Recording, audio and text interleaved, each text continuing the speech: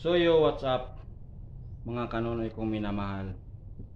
Alright, so maganda nga umaga sa mga subscribers ko, viewers ko. Magandang umaga sa inyong lahat.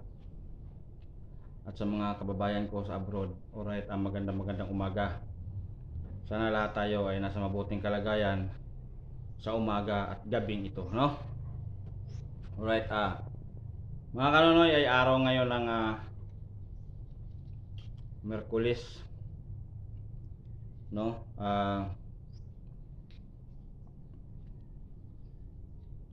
Kahapon sana may i-vlog ako, pero hindi ko na lang binlog, no?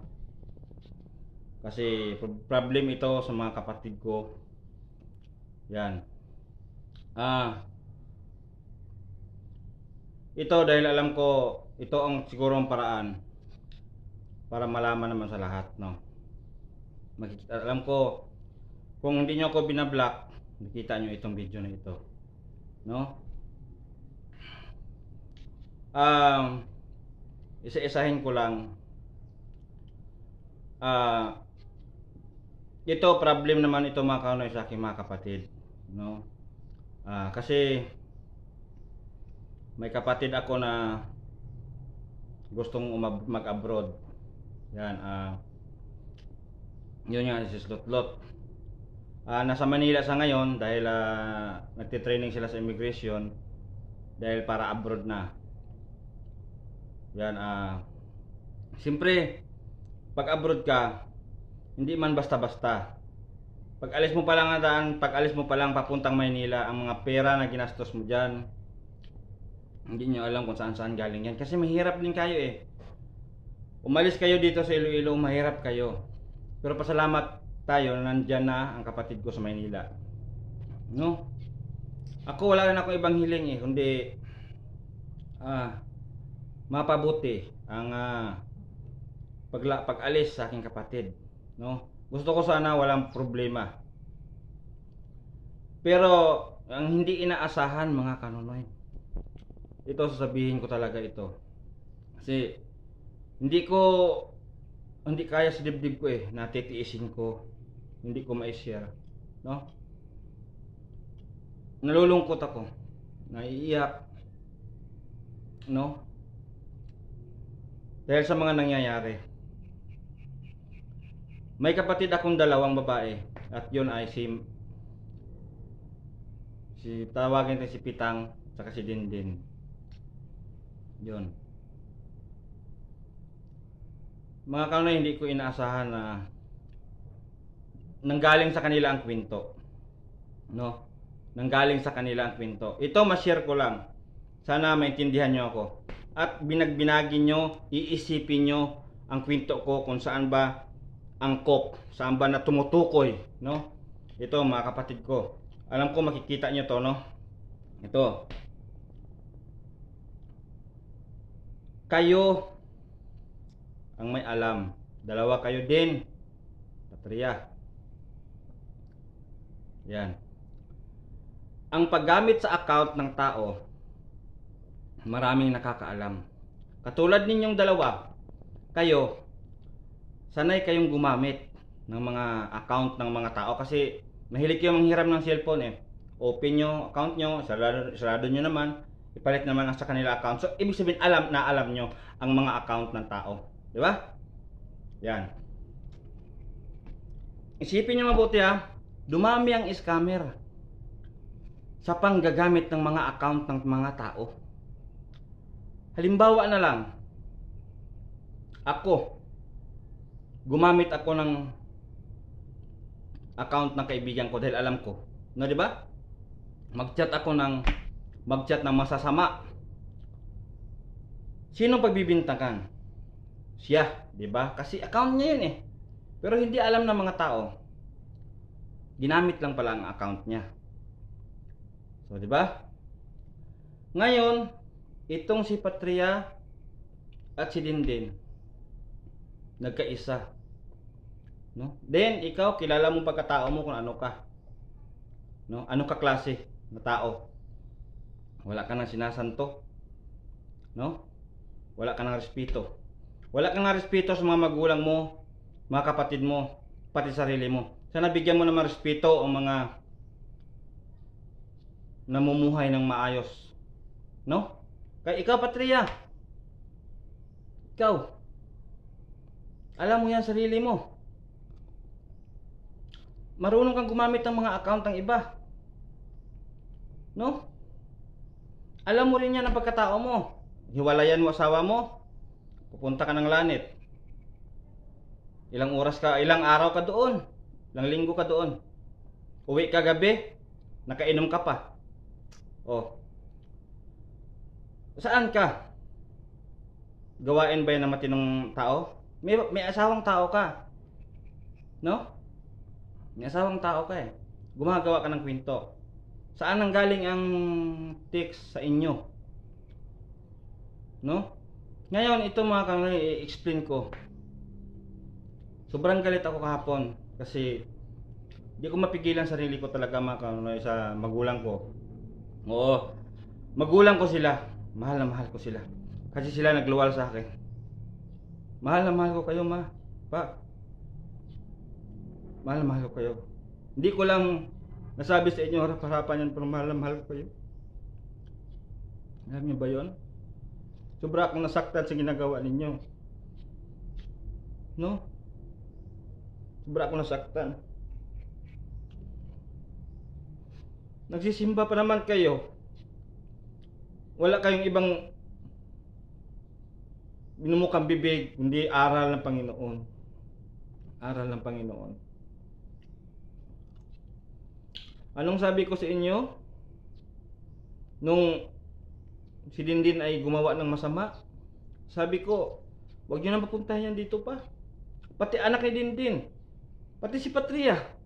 Sinabi ko na sa inyo yan, huwag nyo pupuntahan dito kasi maka-Diyos kayo dyan eh. Sa bahay na yan, maka-Diyos kayo dyan eh. Sila, hindi naman nila kilala Diyos eh. Mga demonyo yan sila eh. Pero tanggap pa rin kayo ng tanggap. No? Katwiran nyo, anak nyo. Ha? Katwiran nyo, anak nyo. Anong sabi? Di ba kamo mismo nagsabi? Isapwiran ninyo ang mga nagsasabi ng masama at tumira sa bahay ng mga matitino. Kung isa ang masama dyan, palalayasin ninyo. Yan. Pero bakit hindi nyo nagawa? Pa, ma, ang kapatid ko si Ronron, kaya nyo saktan. Si Papa oh, pa, believe ako sa'yo dahil alam ko, kaya mo si Ronron saktan. Kasi katwira mo, matanda ka na. Kaya mo si Ronron saktan. No? Pero ang ugali ni Ronron, kag ni Patria, ano bang pinagkaiba? Walang pinagkaiba pa. Mas matindi pa si Patria sa kay Ronron. Kasi si Patria, si Ronron, maghanap ng gulo. Iniwasan na natin ang disgrasya. Pero babalik sa asawa. Hindi iniiwan yung asawa. Sinasaktan ang asawa, pero nandyan pa rin. Pero nagawa mo ng saktan eh. Diba? Si Patria, iwanan ng isang linggo ang asawa, iwanan ng ilang buwan ng asawa, uwi dyan sa inyo, okay lang sa inyo. Tapos mawala, uwi ng bahay lasing, oh, ikis lang kayo, ayos na. Diba? Ayos na.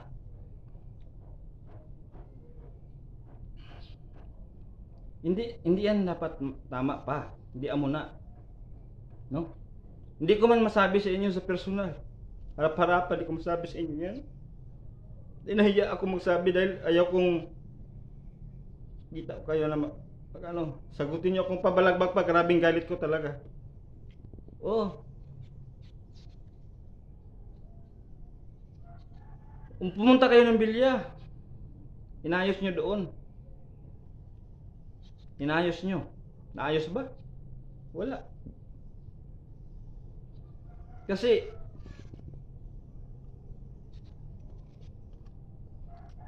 ang anak mong si Patria, Nagsigaw-sigaw pa. Nagsigaw-sigaw pa doon. Bastos na. Pero, nagawa niyo ba sigawan?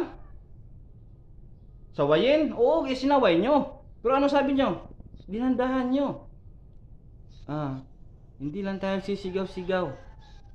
Kasi, pag-usapan natin to. Ganon? Nakikinig. Hindi naman kayo pinakinggan eh. Hindi kayo pinakinggan. Pa, ma, hindi kayo pinakinggan. Dahil ano? Alam ni Patria ang kiliti ninyo eh. Alam na alam ni Patria ang kiliti ninyo. Hindi nyo siya kayang saktan. Hindi nyo siya kayang sigawan. Hindi nyo siya kayang pagsabihan ng masama. Totoo yan. Pa, ma. Totoo yan. Tapos, ipaglaban nyo. Natotoo ang lahat ng andyan sa text. Gusto nyo aminin ni Brad Arnel. Aminin. Ipapaamin nyo kayo, be. Kayo nga, sa kasalanan na ganyan, hindi nyo nagawa, ipapaamin siya, aminin nyo.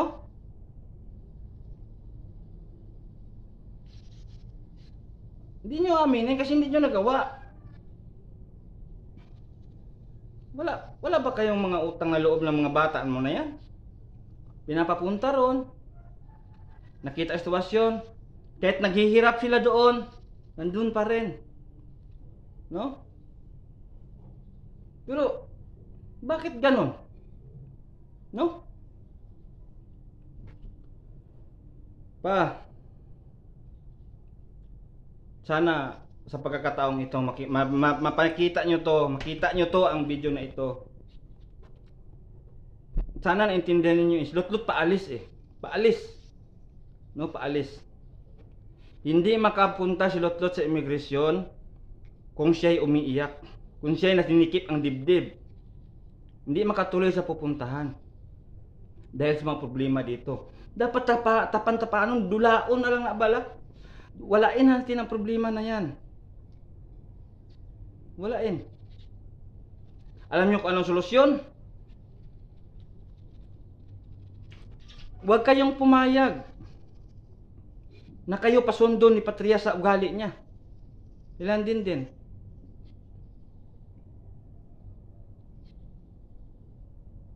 Ilang taon dininay sa inyo ni Dindin ng anak niya sa iba. Pero ang tatay pala nasa kabila lang natin bahay. O, di ba? Anong nasabi niyo? Wala lang. Anong katwiran ni mama? Alangan patyon ko na, alangan papatayin ko kapatid nyo. Hindi ganon. Hindi, walang nagsabing papatayin nyo. Walang nagsabi. Ang akin lang, ipakita nyo kayo bilang isang magulang. Naparespeto kayo. Kaso, may nakita kasi ako sa inyong mali. Si mama, pagdating ni Patria, halukan lang. Abutan ng 300 o pila. Lipay na. Huwag na sala. Bisan di ka pa maglagaw, puli ka muna oras. Huwag problema. Si Papa, ano man. No? Ganun din. Ala, isipin nyo na lang. Nabibigatan nga kayo ng si Ronron ara na naka-star dahil si Ronron mabigat sa pamilya. Kasi dahil sa batasan niya, sa ugali niya.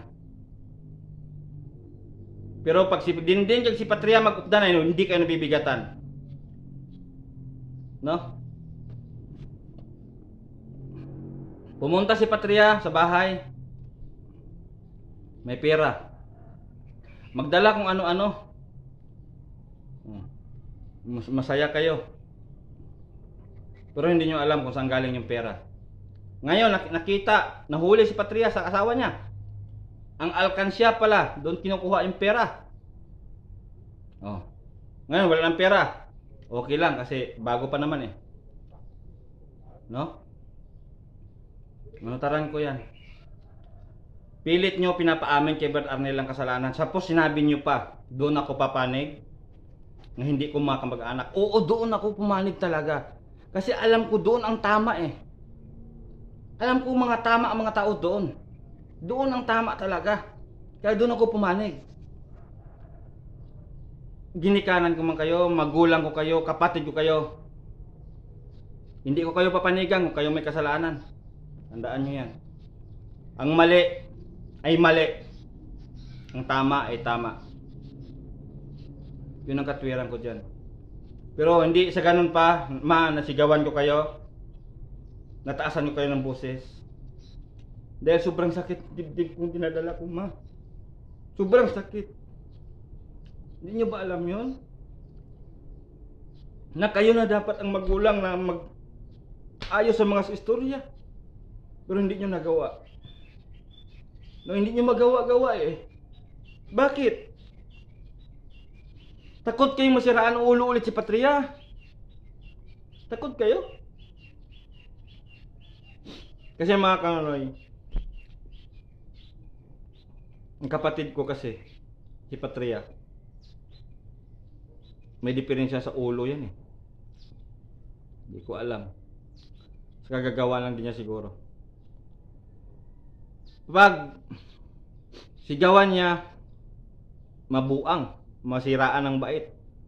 Pag sinaktan, ganun din. Ganun ang mangyayari. Nabubuang eh. Pero sa akin hindi siya umubra. Hindi niya ako kayang pabuang-buangan eh.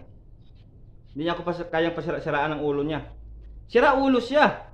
Pero paggamitan ng cellphone, paggamitin mo ang cellphone, halos hindi matulog. Sira ulo yan. Pero lahat na pasikot-sikot ng cellphone, alam. Kahit anong klaseng cellphone dyan. Oh, sira ulo mo. Sira ulo. Oh. Tapos, painumin ng gamot. Hindi iinom. Alam niya eh. Alam niya. Siya nakakaalam sa sarili niya eh. Tapos, pag makahanap ng lalaki, hindi na nababaliw. Hindi na siya nababaliw. Hindi na siya siraan ng ulo. O, diba? Pero hindi kaya sakta ni Papa yan. Mahal na mahal ni Papa yan. Pagdating sa bunso namin, mahal naman ni Mama. Ayan. Kaya pinagtalunan nila yung dalawang yan eh. Sa side ni Patria, pag ginaway Mama, si Papa naging kalaban niya. Pag si Joatam naman, awayin ni Papa, si Mama naging kalaban niya. Oh. Diba? Tanggapin natin ang katotohanan. No? Tapos, sabihin nyo sa akin na nagsisinungaling si Brad Arnel, ang mga tao doon. Kung ako papilion, Areo, Ma, sa mga kapatid ko, kayo, kung nanood kayo, kung makita nyo ito, kung ako papipiliin, paglabas mo pa lang doon sila ni Brad Arnel, ang mga babae doon, napakarami. Magaganda pa. No? Magaganda pa. Doon, bayaran mo lang. 150. Shin? Okay lang. Kaparaos ka na. No? Pero hindi ginawa ni Brad Arnel yan. Si Dindin pa. Nandito sa Lanit, kapatid pa ng asawa niya. At saka ang pangit pa. Hindi naman maganda. Yung pangsadyain ni Brad Arnel, puntahin lang sa muhon para magkita sila doon. Pa, si Dindin, Patria, sila nakaalam sa mga karakas nilang dalawa. Si Dindin, nakipag-meet na sa SM, matanda na. Nakakasigurado ka? Nakakasigurado kayo? Na pag sinabi ni Dindin, nandun sila sa muhon, nakasama si Brad Arnel. Dahil sa text na yon, maniwala kayo? Alam mo nang ugali ni Dindin ah. Oh. Nagkak-anak sa ibang lalaki. Alam mo na yun. Hindi mo nga sabihin na tugma. Isipin mo ang gumagamit sa mga account. Daming gumagamit ng mga account pa, Ma. Kaya sobrang sama ng loob ko sa inyo. Totoo yan. Hindi nyo inisip si Lutot papaalis pa. Anong mangyayari doon? Buti yan ngayon, nandiyan pa sa Manila. Paano kung makaalis yan sa ibang bansa? Oh, anong gagawin nyo?